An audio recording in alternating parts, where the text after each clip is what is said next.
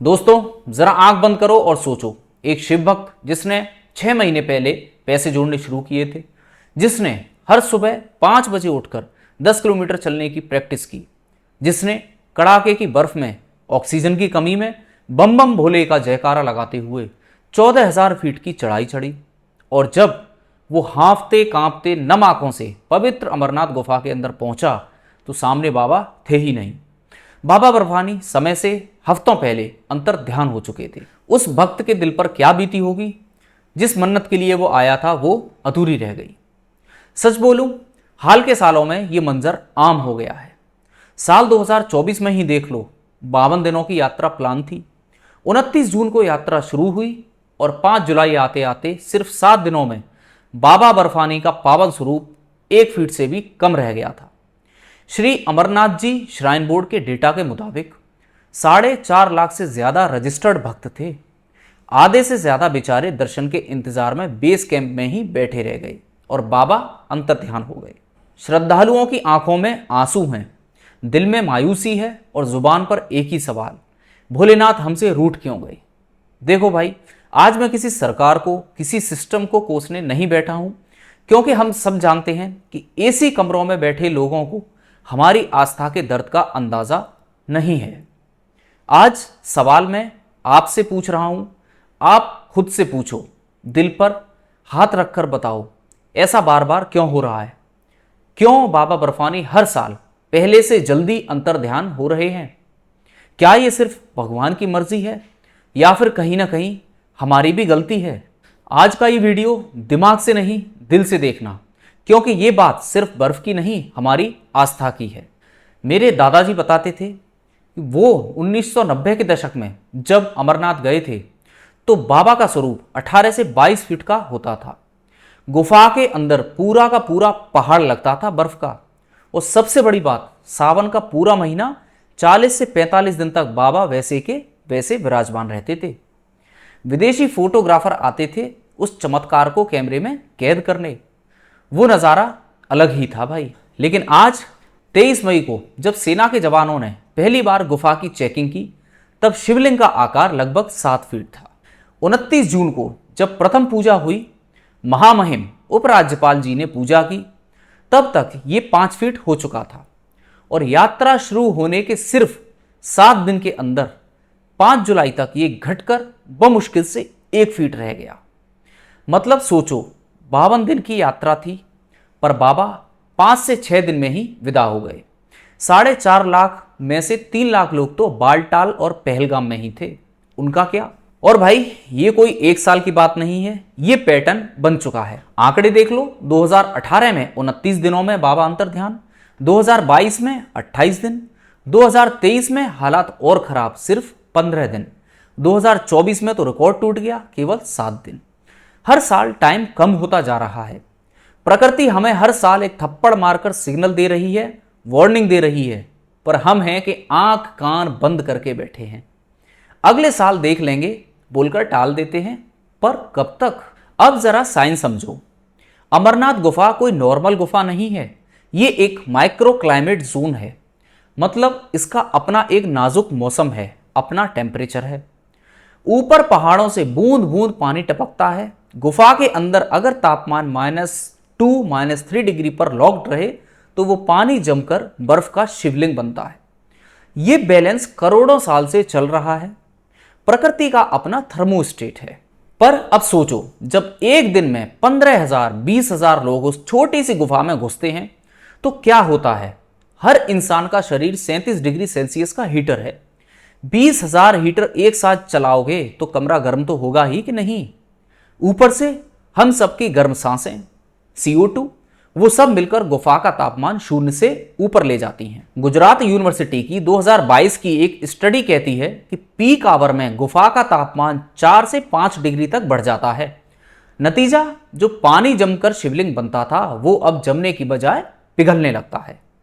हम दर्शन करने जाते हैं पर अनजाने में अपने ही हाथों से बाबा को पिघला देते हैं। और इसके ऊपर से VIP कल्चर।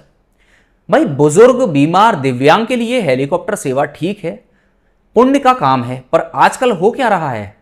नेता, अफसर, बिजनेसमैन जिनके घुटने बिल्कुल ठीक हैं, वो 10 मिनट में दर्शन करने के लिए हेलीकॉप्टर से गुफा के मुहाने तक पहुंच जाते हैं। जम्मू कश्मीर हाई कोर्ट ने 2019 में ऑर्डर दिया था कि गुफा से 2 किलोमीटर दूर तक नो फ्लाई जोन होना चाहिए, पर ग्राउंड पर क्या है?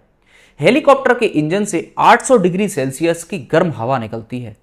उसके पंखे का प्रेशर, उसका वाइब्रेशन, वो सब उस नाजुक बर्फ पर हथौड़े की तरह काम करता है।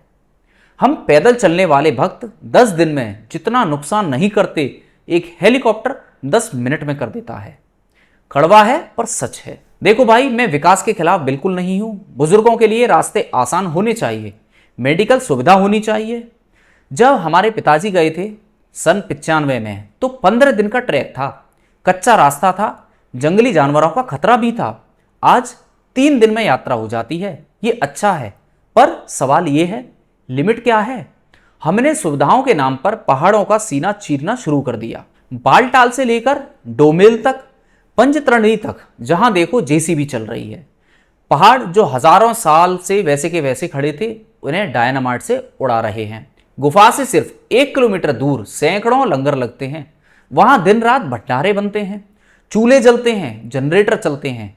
उससे कितनी गर्मी, कितना धुआं निकलता होगा, कभी सोचा है? अब तो सरकार पंचतरणी से गुफा तक रोपवे यानी केबल कार लगाने का प्लान बना रही है। टनल बनाने की बात भी हो रही है। मैं पूछता हूं, किसके लिए? अगर इस कंस्ट्रक्शन के चक्कर में, इस सीमेंट कंक्रीट के चक्कर में पहाड़ों का टेम्परेचर 2 डिग्री और बढ़ गया तो क्या होगा? जिस दिन उस गुफा में हिमलिंग बनना ही बंद हो जाए, उस दिन हम क्या दर्शन करने जाएंगे? खाली पत्थर के? सेल्फी किसके साथ लेंगे? सोचो जरा। जब बच्चों को हम कहानी सुनाएंगे कि यहां बर्फ के बाबा बनते थे, तो वो यकीन करेंगे? ये विकास है या अपनी ही आस्था की कब्र खोदना है? फैसला आपको करना है। देखो मित्रों, जैसा मैंने शुरू में बोला था, हम सिस्टम से, सरकार से कोई शिकायत नहीं करने वाले, क्योंकि कागज के प्लेन हकीकत में नहीं उड़ते। फाइलों में लिखी नीतियां गुफा का तापमान कम नहीं करेंगी। असली बदलाव की चाबी मेरे और आपके हाथ में है। जब तक हम 140 करोड़ लोग नहीं जागेंगे, तब तक कुछ नहीं बदलेगा। ये लड़ाई कानून की नहीं, नियत की है, आस्था की है। तो करना क्या है? बहुत सिंपल है। नंबर 1, अगली बार अमरनाथ जाओ या किसी भी तीर्थ पर जाओ तो पिकनिक बनाने मत जाना।